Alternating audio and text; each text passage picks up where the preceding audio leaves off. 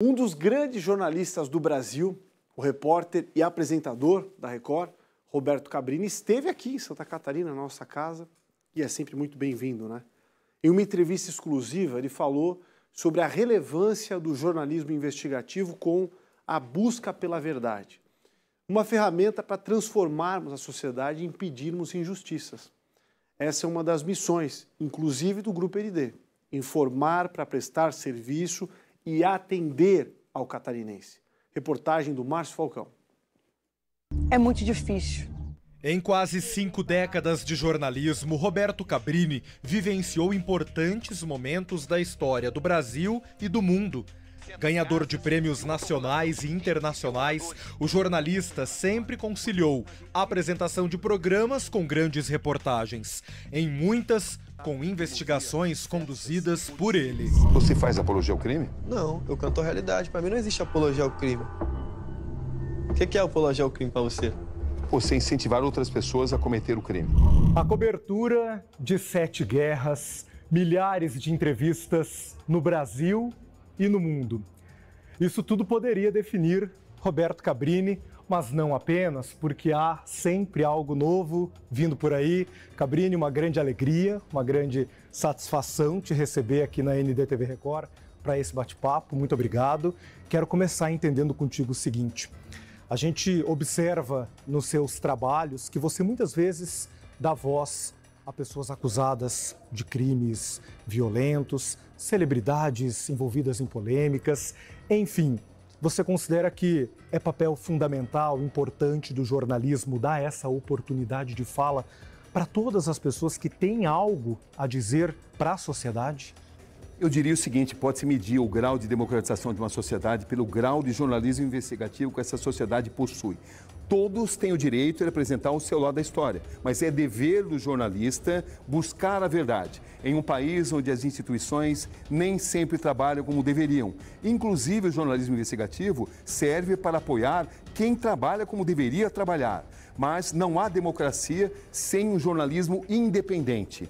Claro que o jornalista não é juiz, não é delegado, não é promotor. O jornalista, ele é uma janela da sociedade, mas nada substitui a investigação independente, se contrapondo muitas vezes com as investigações do Ministério Público, da polícia, algumas vezes para confirmar, outras vezes para contestar, mas não há democracia sem isso. Nessa prática do jornalismo investigativo, como foi sendo a sua construção ao longo da sua carreira para conseguir assuntos que muitas vezes não eram observados por outros meios de comunicação e que você foi ali, escavou literalmente e encontrou algo precioso naquela história? Um jornalismo investigativo que não ajuda a promover justiça é um jornalismo absolutamente irrelevante.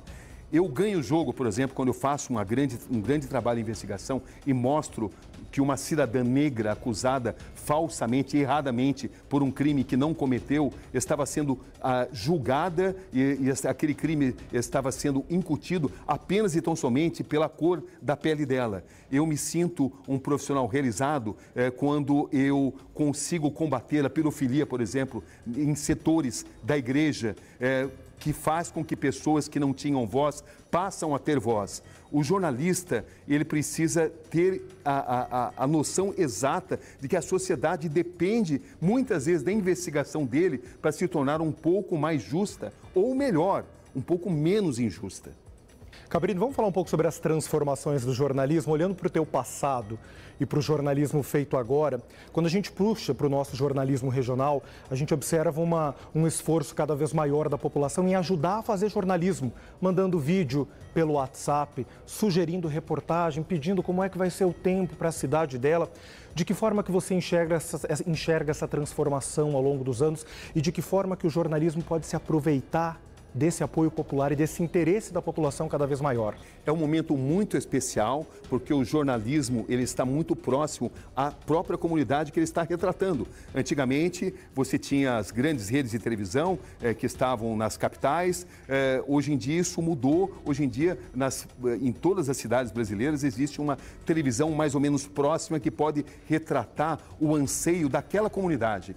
Uma comunidade do sertão da Bahia, ela tem anseios diferentes da comunidade de Santa Catarina, do interior de Santa Catarina. Então, você só consegue promover justiça através de bom jornalismo, estando próximo à sua população, à sua comunidade. Eu sempre digo o seguinte, quer fazer jornalismo investigativo realmente eficaz? Antes de pensar em mudar o mundo, mude a situação de injustiça na esquina da sua casa. Comece com as coisas pequenas e grandes atos virão.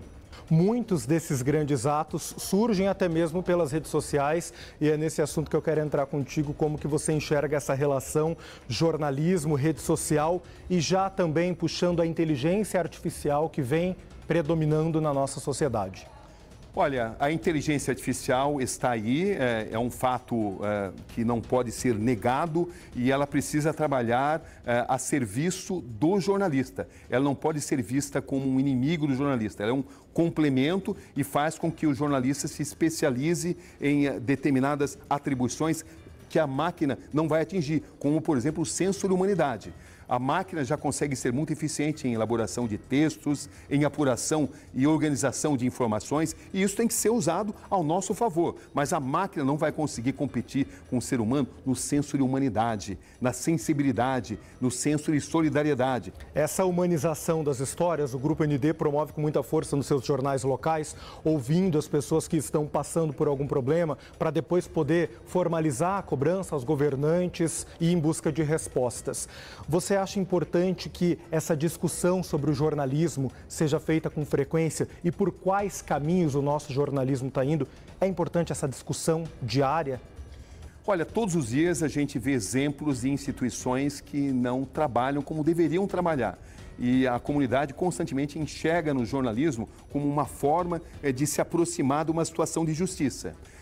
O jornalista ele precisa, inclusive, investigar para fortalecer, muitas vezes, os bons servidores. O bom delegado, o bom promotor, mas também para investigar aquele que não está executando a sua função, está cometendo muitas vezes abuso de poder e nada substitui o jornalismo. Muitos enxergam o jornalismo como uma ameaça, que o jornalista não pode investigar, que isso é trabalho da polícia, mas quem fala isso justamente são aquelas pessoas que querem manipular a sociedade, que querem esconder fatos da sociedade. Eu me lembro muito bem de uma ocasião onde um secretário de segurança em São Paulo dizia que era um absurdo os jornalistas entrevistarem membros do PCC, porque isso significaria glamorizar o crime. Até se descobrir que esse mesmo secretário de segurança tinha conexões com o crime organizado. Então, por isso que ele não queria que isso fosse, que isso tivesse algum tipo de voz.